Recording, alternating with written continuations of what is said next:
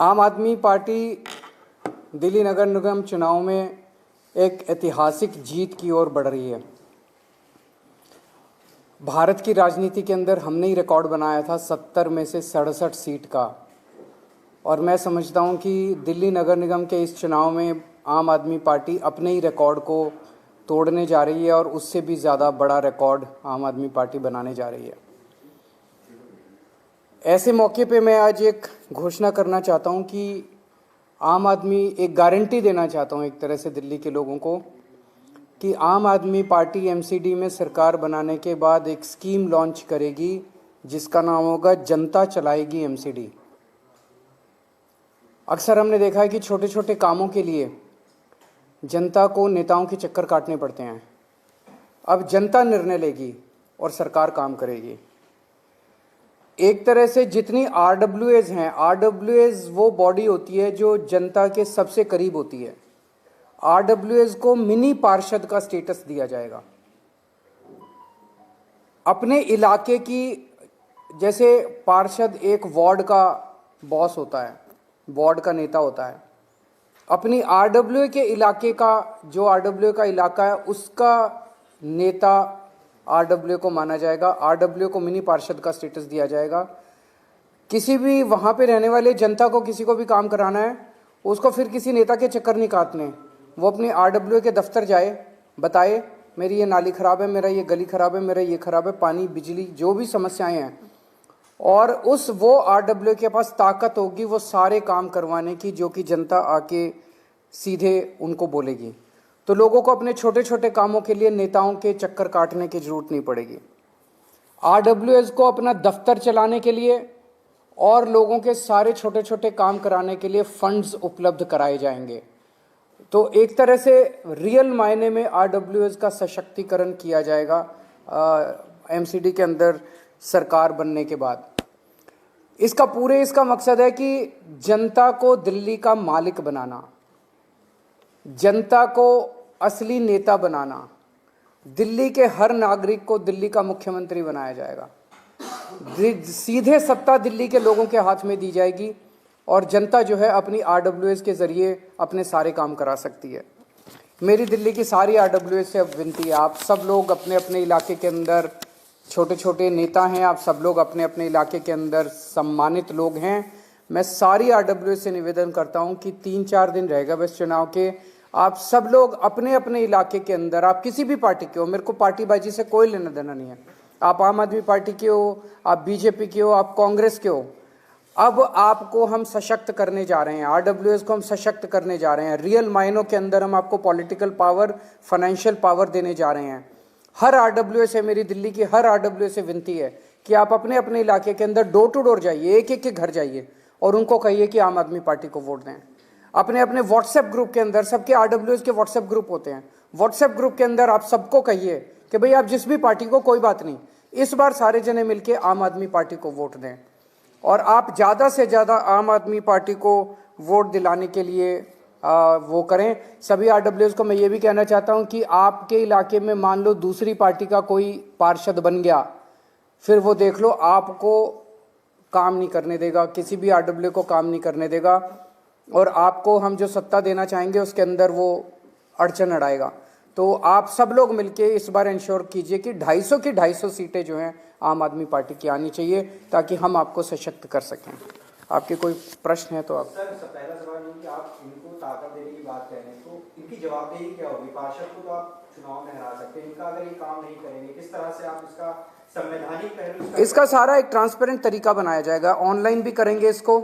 जैसे मान लीजिए जनता आई उनके पास, एक तरह से उनको अपना ऑफिस चलाने के लिए भी अगर हम पैसे देंगे तो सिस्टम भी बनाएंगे ऑनलाइन। जितनी प्रॉब्लम्स आ रही हैं, जितनी ग्रीवांसेस आ रही हैं, लोगों की जितनी डिमांड्स आ रही हैं, वो ऑनलाइन पार्षद भी देख सकता है, एमएलए भी देख सकता है, सरकार भी देख सकती है कितनी समस्याएं सॉल्व हो रही हैं, कितनी समस्याएं सॉल्व नहीं हो रही हैं। तो वो उस तरह की अकाउंटेबिलिटी रहेगी। सर, क्योंकि आप सर्वे लगातार कराते हैं, आप कह रहे हैं कि रिकॉर्ड तो उठ रहा है, अब आज की डेट में आपका सर्वे क्या कह रहा है, और अगर इतना मजबूत सर्वे है तो कहाँ तक वो नंबर जाएगा इस अनाउंसमेंट के बाद? मैंने जैसे पहले भी कहा था 230 क्रॉस करना चाहिए मेरे हिसाब से, 250 में से 230 क्रॉस करना चाहिए। बीजेपी की 20 से कम आनी चाहिए, ऐसा मेरा मानना है। मेरा तो मैं ये चुनाव जो है मैं चाहता हूं कि दिल्ली का हर व्यक्ति केवल चुनाव में वोट डालने ना जाए, चुनाव में एक्टिवली पार्टिसिपेट करे, प्रचार करे, अच्छी पार्टी का प्रचार करे, ईमानदार पार्टी का प्रचार करे, घर घर जाके प्रचार करे। सब लोग प्रचार करो, सब लोग अपने अपने व्हाट्सएप ग्रुप में डालो, अपनी अपनी डीपी बदल लो, डीपी में झाड़ू का चुनाव चिन्ह लगा लो, सारे लोग इसको आंदोलन बना दो इस चुनाव को।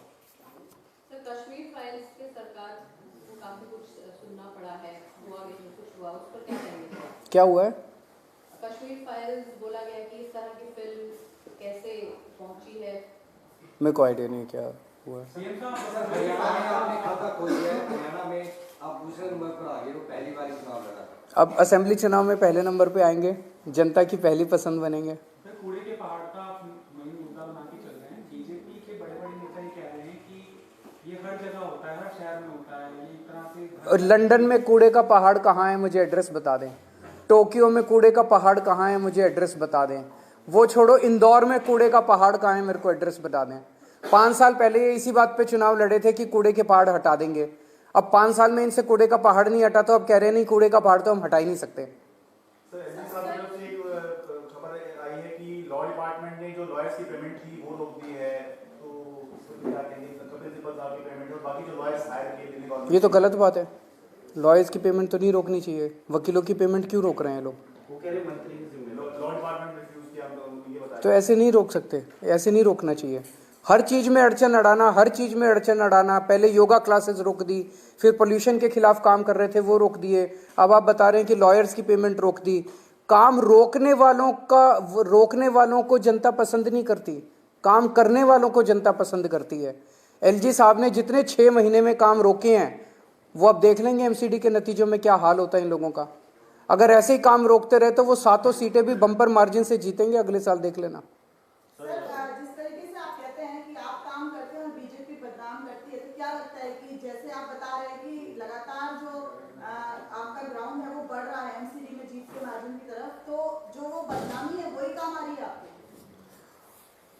बदनामी कौन सी है? वीडियो जो इन्होंने निकाले हैं, मैं आपको इसका मैं जवाब दे देता हूँ। जनता बड़ी सयानी होती है, इनको लगता है कि जो पार्टियां जनता को बेवकूफ़ समझती हैं वो पार्टियां ही ख़त्म हो जाती हैं।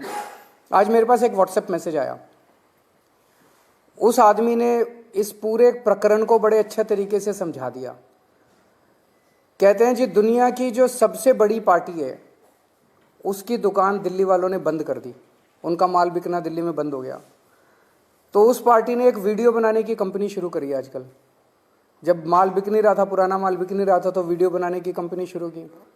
डेली एक नई पिक्चर रिलीज करते हैं, वो एक नया वीडियो रिलीज करते हैं। जैसे बॉलीवुड में एक नई पिक्चर हर शुक्रवार को आती है, हर शुक्रवार को एक नई पिक्चर रिलीज होती है, ये भी एक नया वीडियो रिलीज करते हैं। बॉलीवुड की पिक्चरें सिनेमा थिएटर में रिलीज होती हैं, इनकी पिक्चरें रोज न्यूज़ चैनल पे रिलीज होती हैं। लेकिन पिक्चरें इतनी घटिया और इतनी बोरिंग है कि सुबह 9 बजे रिलीज होती है, बस पहले 9 से 12 का शो चलता है, 12 बजे सारे न्यूज़ चैनलों पे खत्म हो जाती है, उसके बाद कोई चलाता ही नहीं इनकी पिक्चरों को। उसमें ना गाने ना डांस, इनकी पिक्चरों में, इनके वीडियो में कुछ भी नहीं है, कोई देखता ही नहीं है। इनसे निवेदन है कि कुछ वो इनके नेता का एक वो रिंकिया के पापा का डांस डाल दें, उसमें वो बेबी बियर पी के नाचे छम छम छम, वो डाल दें तो पिक्चर थोड़ी चल तो जाए। और पिछले 4-5 दिन से तो पिक्चरें आ ही नहीं रही, पता नहीं क्या हो गया, इनके वीडियो ही कोई नहीं आए 4-5 दिन से, तो फेल हो चुके हैं, इनकी वीडियो की कंपनी भी फेल हो चुकी है। इस तरह के जो वीडियोज हैं वो पॉलिटिक्स में कोहराम मचाते रहे, लेकिन पहली बार मैंने बताया कि वीडियो इतने बोरिंग हैं, वीडियो में कोई कंटेंट नहीं है। वीडियो को थोड़ा एंटरटेनिंग बनाएंगे तभी तो वीडियो चलेंगे, तभी तो पिक्चरें चलेंगी, उसमें कुछ भी नहीं है, इतने बोरिंग वीडियो हैं। एंटी इनकम्बेंसी है या आपके कामों को जनता वोट कर रही है एमसीडी में, या भाजपा? जनता पॉजिटिव राजनीति चाहती है, जनता गाली गलौज नहीं चाहती। आज इनके 7 मुख्यमंत्री इन्होंने ला रखे हैं दिल्ली में, 7 मुख्यमंत्री, 7 प्रदेशों के मुख्यमंत्री, 1 उप मुख्यमंत्री केशव प्रसाद मौर्य और 17 कैबिनेट मिनिस्टर इनके दिल्ली में उतरे हुए हैं। इतने सारे नेताओं की क्या जरूरत पड़ेगी, क्योंकि 15 साल में कुछ काम नहीं किया। अगर कुछ काम कर देते तो इतने नेताओं की जरूरत नहीं पड़ती, इतने नेताओं को उतारने की जरूरत नहीं पड़ती। फिर एक कैबिनेट मिनिस्टर से मैं पूछ रहा था, मैंने कहा क्या करते हो? कहते जी हमको एक ब्रीफ दिया जाता है जब हम आते हैं चुनाव प्रचार के लिए तो हमें 2 पेज का एक ब्रीफ मिलता है, भाई ये बोलना है आपको। तो बोला जो उसमें ब्रीफ था उसमें इन्होंने कोई काम ही नहीं लिख रखे थे, भाई 15 साल में क्या काम किए। तो बोला हमने पूछा पार्टी से भाई क्या काम गिनाए, तो उसमें बोला बस केवल गालियां लिखी हुई थी कि केजरीवाल को ये गालियां देनी है।